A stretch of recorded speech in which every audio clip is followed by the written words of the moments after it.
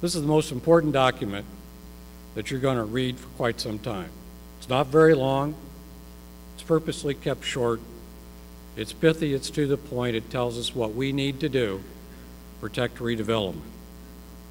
You know, I always refer to Black Friday. That was July 24th of last year. That's when the legislature voted to take $2.05 billion of your money, and the governor signed that legislation, went along with that.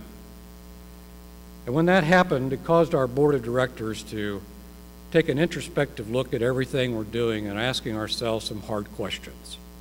How should we be doing things differently in order that we can avoid suffering these kinds of losses to redevelopment? Now, our response to that taking by the state could have simply been, oh, we're just going to blame the state, blame the legislature for taking our money. And we could continue on blaming the state for all of our local woes in local government.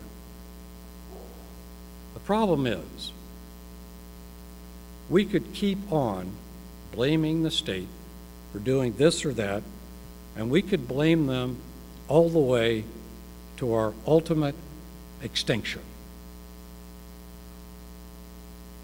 We need to take another approach to this, and that's what our board is saying. Business as usual is not an option.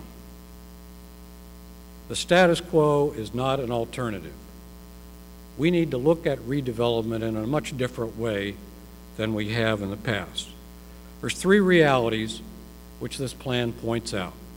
The first is the state has a severe structural deficit problem, and it isn't going to change for the foreseeable future.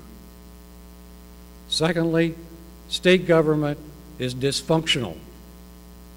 That's not a secret to anybody in this room, and that isn't going to change, I believe, for quite some time as well. The third is state officials don't show any interest in working collaboratively with local elected officials to try to address some of these problems that are financial in nature. So in that context, we have to have a new response. In short, we have to become better advocates for redevelopment, better advocates in three ways: legislative, which we already do; legal, which we are doing; and political, which we're not so good at.